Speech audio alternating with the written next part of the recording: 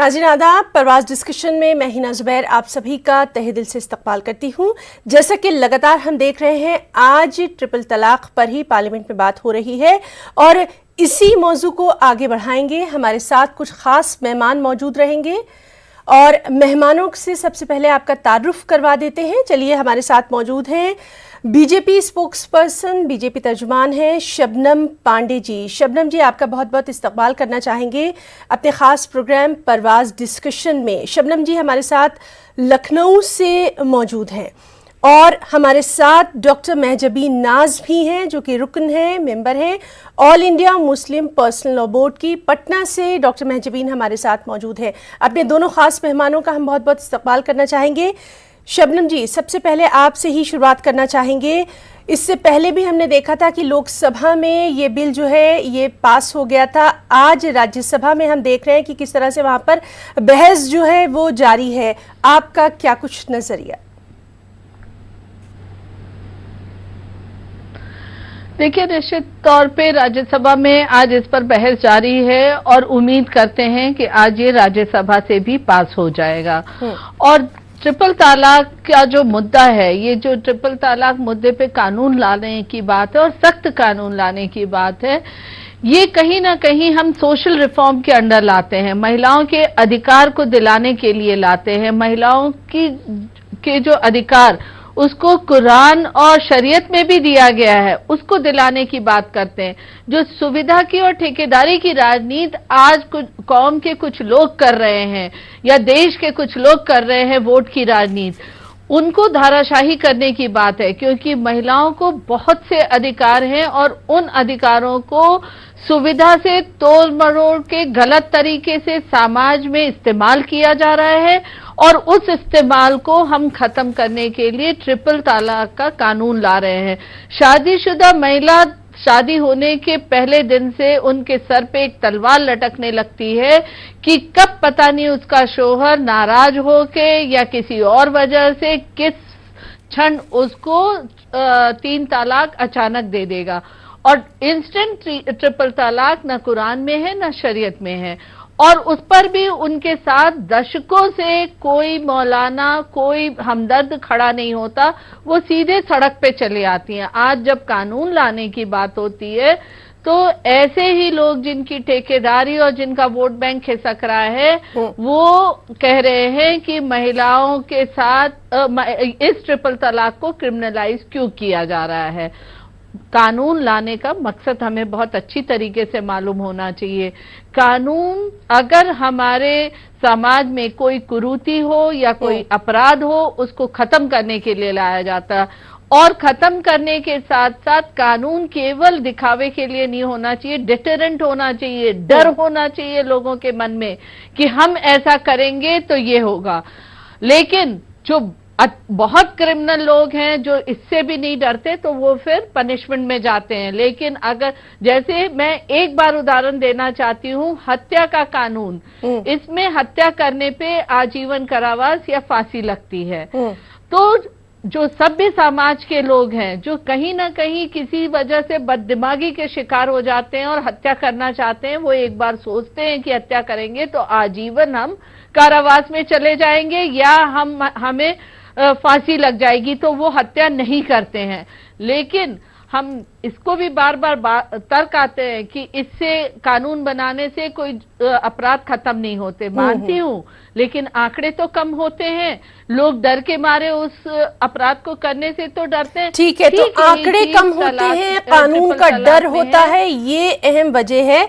Doctor Mahjabeen नाज, आपसे जानना चाहेंगे, जिस तरह से बार बार आज भी हम देख रहे हैं बहस हो रही है और बहुत सारी चीज़ें जो है वो सामने आ रही हैं, अगर हम मुस्लिम समाज की बात करें तो तलाक की नौबत ही ना आए, इसके लिए समाजी बेदारी किस तरह से? देखिए, जिस तरह की बातें अभी आप भी सुने और मैं भी सुने, शबनम जी बहुत अच्छे से एक्सप्लेन कर रही थी, मगर जिस तरीके से तलाक को इंस्टेंट ट्रिपल तलाक को पेश किया जा रहा है, ऐसा समाज में होता नहीं है। एक आध दो केस होते हैं, मगर इतने बड़े पैमाने पे नहीं होता जितने बड़े पैमाने पे रेप्स हो रहे हैं, जितने बड़े पैमाने पे मॉब लिंचिंग हो रही है, जितने पैमाने पे अनएजुकेटेड वुमेन्स को के साथ प्रॉब्लम्स हो रहे हैं, जितने पैमाने पे और भी दीगर प्रॉब्लम्स हो रहे हैं फीमेल के साथ, उतने बड़े पैमाने पे ये नहीं हो रहा है। अभी ज़रूरत किसी और की चीज़ की थी। ये समझ में नहीं आता है कि ये इंस्टेंट ट्रिपल तलाक को क्यों लाया गया बिल बनाने के लिए। और ये तर्क देते हैं कि जितनी भी कंट्री है जहाँ ट्रिपल तलाक बैंड है, तो बहुत सारी कंट्री है जहाँ ट्रिपल तलाक बैंड है, तो हमारी कंट्री में क्यों ना हो।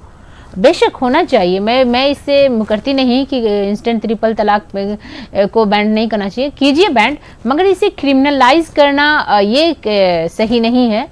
क्योंकि अगर आप क्रिमिनलाइज करते हो तो फिर आप उनके लिए भी क्रिमिनलाइज करो जो अपनी पत्नी को आज़ादी नहीं देते हैं दूसरी शादी करने के लिए, उसे छोड़ करके हमेशा हमेशा के लिए चले जाते हैं। आप इसका एग्जाम्पल जीता जागता 2 लाख से भी ज़्यादा महिलाएं जो छोड़ी हुई हैं, विधवा भी नहीं, छोड़ी हुई महिलाएं आपको बनारस के घाट पे मिलेंगी, जिनको कोई पूछने वाला नहीं है।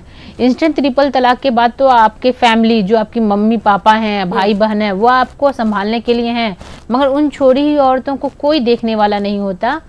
हमारे नरेंद्र मोदी जी की भी वाइफ भी, वो उन्होंने भी अपनी चलिए ठीक है डॉक्टर महजबी नाज, यहाँ पर हम ये भी बात कर रहे हैं कि अब जी शबनम पांडे जी आपके पास भी हम आएंगे। पहले महजबी साहबा आपसे हम ये जानना चाहते हैं, अब जिस तरह से बार बार मुखालिफत की जा रही है, बहुत सारी तावीलें पेश की जा रही हैं, 2016 के बाद अचानक मंजर आम पर ये तमाम चीज़ें क्यों आईं? इससे पहले भी तो समाज में बेदारी लाई जा सकती थी। जो बातें अब कही जा रही हैं वो पहले भी तो कही जा सकती थी। ये बात पहले भी कही जा रही थी, पर चूंकि इसको हेडलाइन बना दिया गया है इंस्टेंट, तो अब जो भी कोई कुछ कर रहा है तो वो सब दिखता है कि कौन क्या कर रहा है। और इसकी मुखालफत का सिर्फ एक ही रीज़न है, इसे क्रिमिनलाइज ना किया जाए। क्योंकि क्रिमिनलाइज करने के बाद जिस तरीके से मुस्लिम पे हिंदुस्तान में प्रॉब्लम्स क्रिएट हो रहे हैं, उनके खाने पे, उनके पीने पे, उनके पहनावे पे, ओढ़ावे पे, तो डर है कि इसे क्रिमिनलाइज करने के बाद जो है कि हमारे साथ और हो सकता है और हिंसा बढ़ जाए सारे मर्दों को। क्योंकि उसमें आर्टिकल जब उस कानून को अच्छे से पढ़िएगा तो उसमें लिखा हुआ अगर कोई तीसरा गवाह भी देता है उस बेसिस पे भी हो जाता है। अगर मान लीजिए कि कोई आदमी को तलाक दिया या दिया या नहीं दिया, किसी थर्ड पर्सन ने जाके कंप्लेन किया, उस कंप्लेन बेसिस पे उसको जो है फौरन गिरफ्तारी हो गई। और चूंकि गवर्नमेंट जॉब में है, 24 आवर के बाद, अगर 24 आवर के अंदर अगर उसको बेल नहीं मिलती है तो उसकी जॉब भी खतरे में आ सकती है। फिर उसका क्या होगा, उसका खाने पीने का, उसकी फैमिली का, उसके रिपुटेशन का क्या होगा। बाद में अगर कितना भी पता चल जाए कि न्यूज़ गलत थी, उसने तलाक नहीं दिया, फिर उसकी फैमिली रिपुटेशन का क्या है, उसके बच्चे का क्या होगा। क्या समाज वैसे बच्चों को जीने देगी, या समाज ऐसे घर को जीने देगी जिस घर के पति या हस्बैंड या मर्द जेल जा चुके हैं। उसे तो समाज बहुत धुतकारेगी कि ये तो जेल से आया हुआ है। क्योंकि जेल जाना ही एक अपने आप में एक बहुत बड़ा सामाजिक रूप पे देखें तो एक बहुत बड़ा जुर्म है। लोग इसे एक्सेप्ट नहीं करते हैं। जी तो शबनम जी जिस तरह से अभी बात हो रही है, बहुत सारे रीजंस जो है वो दे रहे हैं। जी आप अपनी बात कहिए। कहीं ना कहीं देखिए, ट्रिपल तलाक बिल के बारे में जानकारी पूरी नहीं होने से ऐसी दलीलें आ रही हैं, और महिलाओं को अपने अधिकार और हक और हुकूक के लिए संघर्ष करना पड़ता है। और मैं इसके लिए एक ये पढ़ना चाहूंगी, लाख दलदल में हो पांव जमाए रखिए, हाथ खाली ही सही ऊपर उठाए रखिए, कौन कहता है छलनी से पानी रुकता नहीं, बर्फ बनने तक हौसला बनाए रखिए। तो मैं महिलाओं से यही कहूंगी, हौसला बनाए रखिए। आप ये मत सोचिए कि थर्ड पर्सन आके आपकी शिकायत कर सकता है। साफ लिखा गया बिल में कि खून के रिश्ते वाले, आपके खून के रिश्ते वाले, और इसमें सबसे ऊपर उस महिला को रखा गया है इस बिल में जिसने ये शिकायत की है, और उसके बाद तुरंत उसे जेल होने का नहीं है, उसे मीडिएशन और काउंसलिंग का भी प्रोविजन है। उसके बाद भी वो मर्द,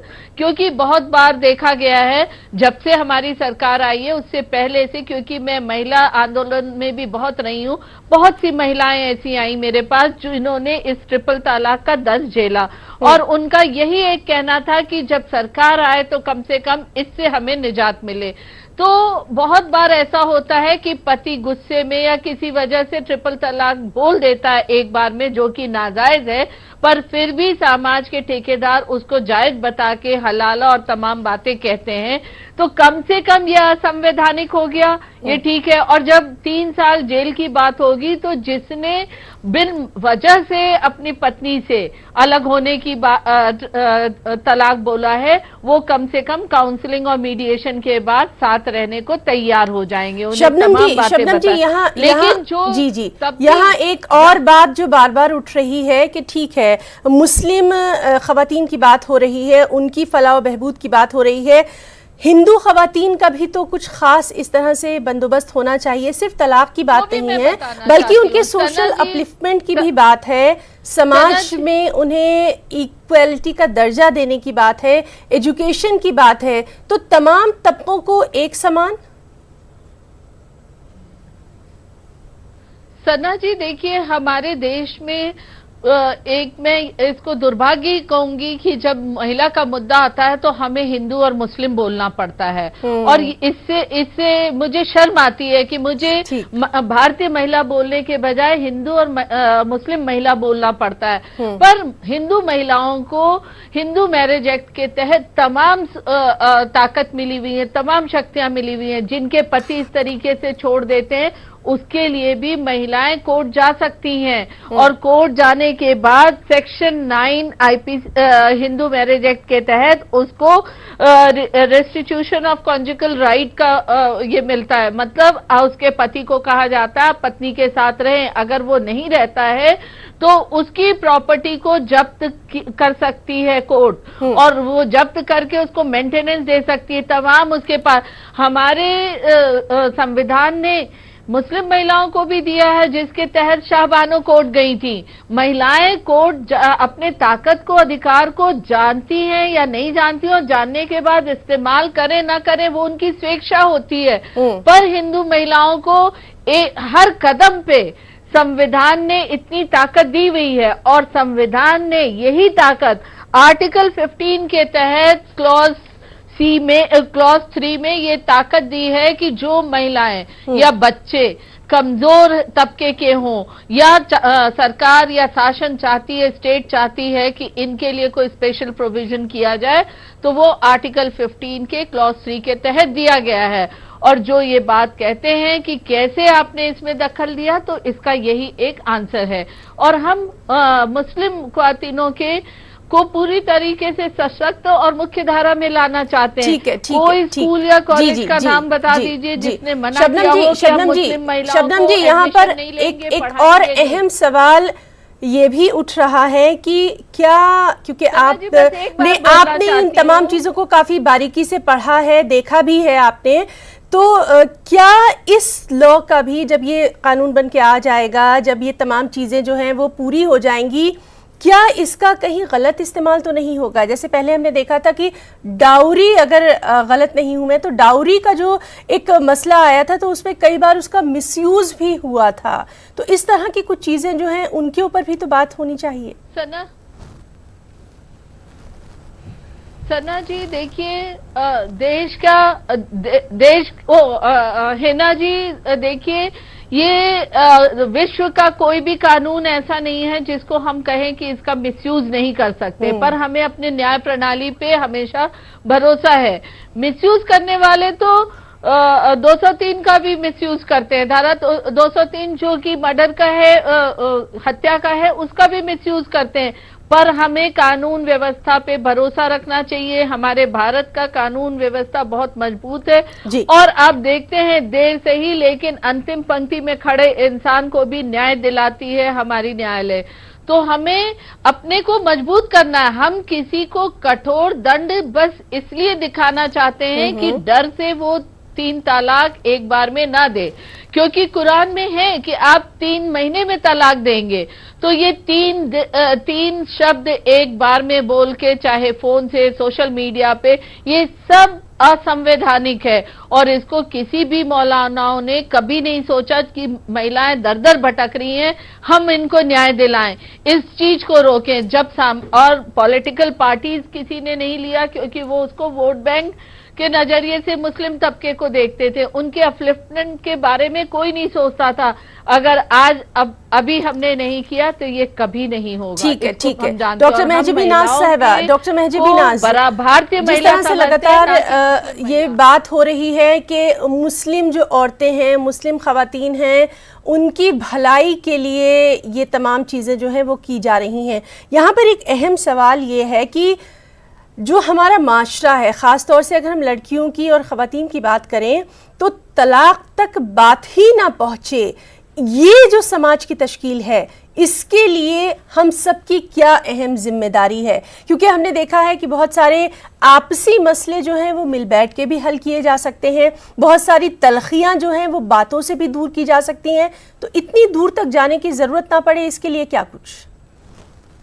देखिए, अभी जैसे अभी आप जो पूछ रही हैं कि इसके लिए तलखी ये कि सच्चर कमेटी की जो एक रिपोर्ट मंगाई गई थी माइनॉरिटी से, कि माइनॉरिटी में खास करके मुस्लिम तबका जो है वो इतना पीछे क्यों रह गया।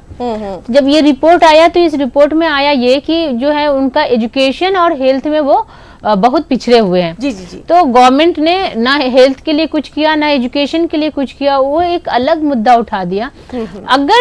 अगर इसके लिए अगर कुछ किया जा सकता है तो सिर्फ एक कानून बना दे कि मुस्लिम गर्ल्स या फिर हिंदुस्तान की, not Muslim not Hindu, Hindustan की कोई भी लड़कियां बिना ग्रेजुएट किए शादी नहीं हो सकती उनको ग्रेजुएट करवाना कंपलसरी है। फिर देखिए, जब एक लड़की जब कंपलसरी हो जाएगा तो सारी की सारी लड़की जब एजुकेट हो जाएंगी तो वो अपने हुकूक को पहचान पाएगी। जब वो अपने हुकूक को पहचानेगी तो उसके साथ फिर कोई गलत करने का सवाल ही नहीं पैदा होता है। गलत उन्हीं के साथ होता है जिनको अपने हक के बारे में नहीं पता होता है। आज कोई भी मुस्लिम लड़की जो कि एजुकेटेड है उसके साथ गलत नहीं हुआ।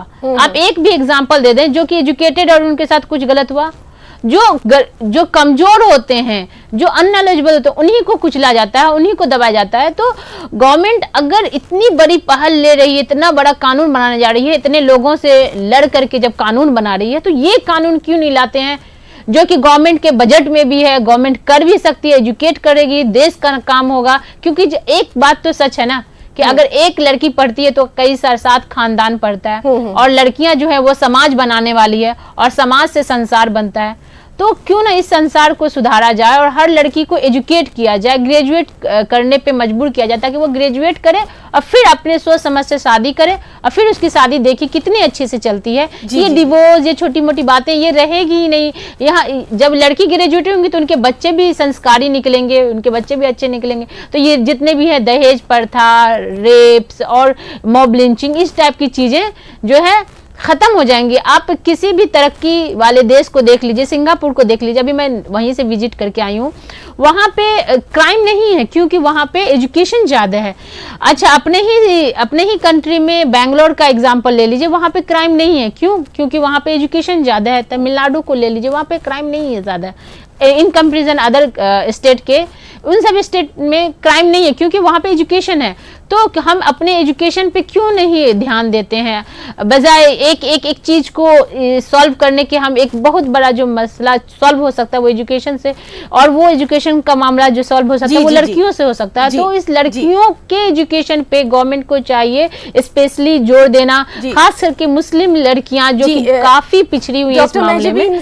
डॉक्टर महजबीन साहबा, यहाँ एक छोटा सा सवाल है, वो ये भी जहन में आ रहा है कि जब हम उनको तालीम देने की बात कर रहे हैं, ग्रेजुएशन की बात कर रहे हैं, तो अपने मजहब ने उनको क्या कुछ हुकूक दिए हैं उसके बारे में भी तो उन्हें मालूमात होना चाहिए। और ये तमाम जिम्मेदारी जो है ये उलमाए कराम की या जिस तरह से बहुत सारी तंजीमें हैं उनकी भी आती है, क्योंकि इस बात से तो आप इनकार नहीं करेंगी कि मुस्लिम औरतें ही बाहर निकल कर आई हैं जिन्होंने तलाक के खिलाफ शिकायतें भी की हैं। तो कहीं ना कहीं जो इल्म की कमी है, दीनी मालूमात की कमी, वो भी इसकी अहम वजह।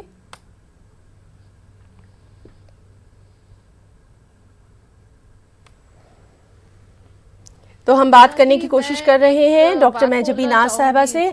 शबनम पांडे साहिबा भी हमारे साथ मौजूद हैं। जी शबनम साहिबा, कुछ कहना चाहेंगी? कहा जा रहा है कि सिलेक्ट कमेटी में अगर इसको भेजा जाए तो वहां पे भी बातचीत जो है हो सकती है, कुछ चीज़ें जिन पर दूसरी पार्टियों को इख्तलाफात हैं वो भी हल हो सकते हैं, तो इस तरह की भी चीज़ें सामने आ रही हैं। शबनम जी। हिना जी, देखिए, सेलेक्ट कमेटी में जाने वाले बिलों का क्या हश्र रहा है ये इनका इतिहास बताता है। तो कहीं ना कहीं यहाँ पे विपक्षियों की मंशा केवल इतना है कि इस मामले को लटका के रखने का, पर हमारी सरकार चाहती है कि हम महिलाओं को अधिकार दें। देखिए, अभी उन्होंने कहा कि शिक्षित महिलाओं के साथ ऐसा नहीं होता। 4 दिन पहले ही आपके ही टीवी पे एक बरेली की डॉक्टर पीड़िता थी जिसने अपने बारे में, देखिए, महिलाएं कहीं ना कहीं, चाहे वो किसी समाज की है, किसी भी धर्म की है, किसी भी जाति की है, हमारे पितृसत्तात्मक समाज में दब के रहने की उनकी एक आदत सी पड़ गई है और समाज भी उन्हीं की बात को दबाती है जो महिलाएं दबती हैं। और कहीं ना कहीं वो डॉक्टर महिला जब निकली और उस पर हलाला का प्रेशर दिया जा रहा था 3 तलाक के बाद, वो निकली और उसने अपने लिए कानून का दरवाजा खटखटाया। अब आप फर्ज करिए कि जो महिलाएं पढ़ी लिखी हो या अनपढ़ हो, सबके साथ सबको ये दंश झेलना पड़ता है, पर अगर कानून रहेगा तभी तो वो दरवाजा खटखटा पाएंगी। कानून ही नहीं रहेगा तो वो जाएंगी कहां? वो फिर इन्हीं ठेकेदारों के बीच रह के और अपनी जिंदगी को दबे कुचले तरीके से सहेंगी। और कानून केवल झुंझुना नहीं होना चाहिए, केवल एक तस्वीर की तरह दीवार पे लटकने वाली चीज नहीं होनी चाहिए। कानून सख्त होना चाहिए, जैसे चाहे दहेज का कानून हो, बाल विवाह हो, सती प्रथा हो, तमाम ऐसी जो कुरीतियां रही हैं, सब कानून सख्त रहे हैं। सब में, चाहे रेप का हो, सब में सख्तियां बरतने की बात अक्सर कही जाती है। उसके पीछे मंशा ये रहती है कि उस कानून के डर से ऐसे अपराध ना हो जो कि समाज को शर्मसार करती है। और इसमें शिक्षा, निश्चित तौर पे शिक्षित महिलाएं अधिकार को जानती हैं, पर जागरूकता करने पे अशिक्षित महिलाएं भी समझती हैं। और हमारे देश में कहीं भी बटा हुआ नहीं है कि मुस्लिम महिलाएं शिक्षा नहीं लेंगी, लेकिन यही ठेकेदार उन्हें शिक्षा से भी वंचित रखते हैं, उन्हें स्कूल और कॉलेज जाने से भी वंचित करते हैं, क्योंकि दरवाजा, शिक्षा का दरवाजा हर तबके, हर धर्म, हर क्षेत्र के लोगों के लिए हमारे देश में खुला है। पर उनको दबा कुचला बनाने का एक समाज में अगर हम कहें किसी पे, अगर हम इसका दारोमदार डालें तो उन्हीं ठेकेदारों पे डालते हैं जो आज इसकी खिलाफत कर रहे हैं। क्योंकि ऐसा नहीं है, मुस्लिम परिवार की बहुत सी महिलाओं ने देश विदेश में नाम कमाया है, पर उनके नाम कमाने से वो कुंठित होते हैं तो उनका कपड़ा देखते हैं, और अगर किसी और धर्म में शादी कर लिया तो उनकी डॉक्टर मेहजबी नाज साहिबा, डॉक्टर मेहजबी नाज साहिबा, आपसे हम ये जानना चाह रहे हैं, आपको हमारी आवाज आ रही है? हाँ, आ रही है। अब जिस तरह से हम बात कर रहे थे कि एजुकेशन, तालीम बहुत ज़रूरी है, दीनी तालीम भी तो उतनी ही ज़रूरी है, और इस्लाम ने तो औरतों को बेहद हुकूक दिए हैं। सबसे पहले अगर औरतों के लिए कुछ फलाह बहबूदी की बात की गई तो इस्लाम ने दी। इस जानिब कदम उठाने की सबसे ज़्यादा ज़रूरत इस वक्त महसूस की जा रही है। देखिए, जैसा कि अभी शबनम जी ने कहा कि कुछ जो लोग हैं जो इस चीज़ को दबा रहे हैं, लड़कियों को अनएजुकेट करने में उनका बहुत बड़ा रोल है, इससे मैं गुरेज नहीं करती, मगर अगर ये कानून बन जाता है कि अगर लड़कियां बिना ग्रेजुएट किए वो शादी नहीं कर सकती, या फिर बिना ग्रेजुएट किए हुए उनके ऊपर कोई चीज़ थोपा नहीं जा सकता।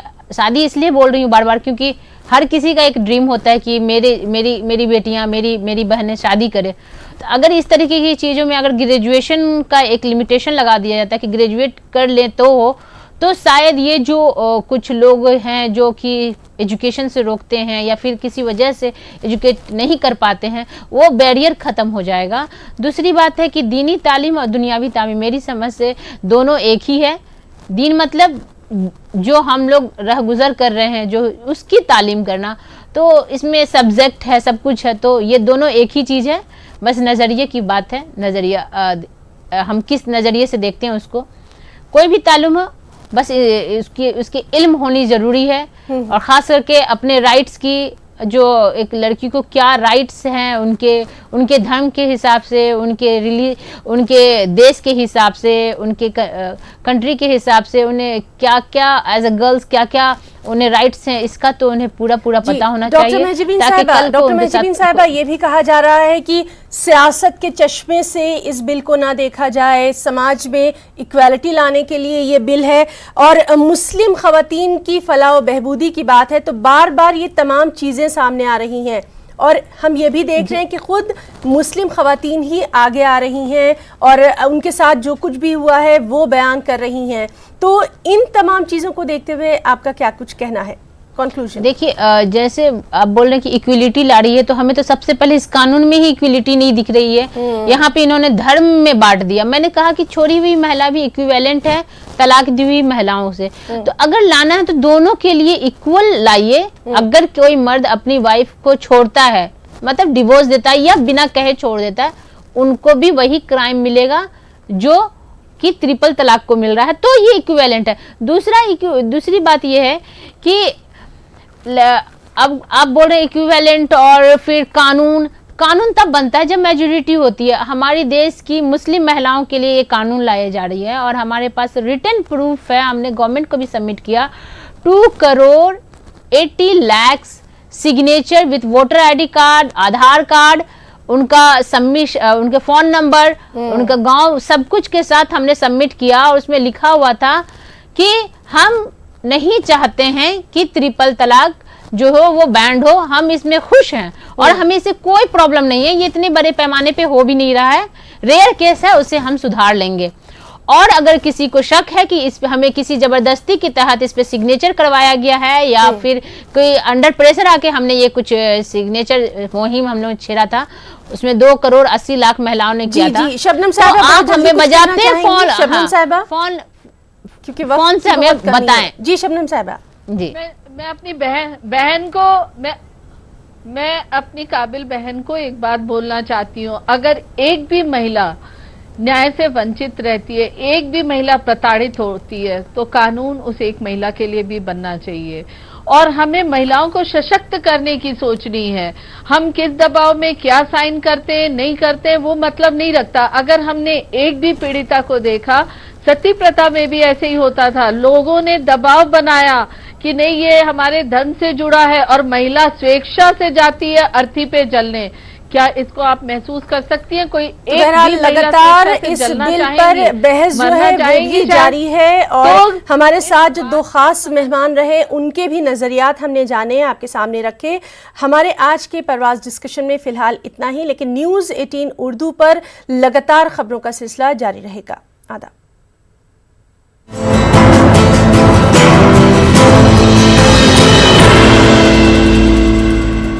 1 रुपए प्रतिदिन में मिले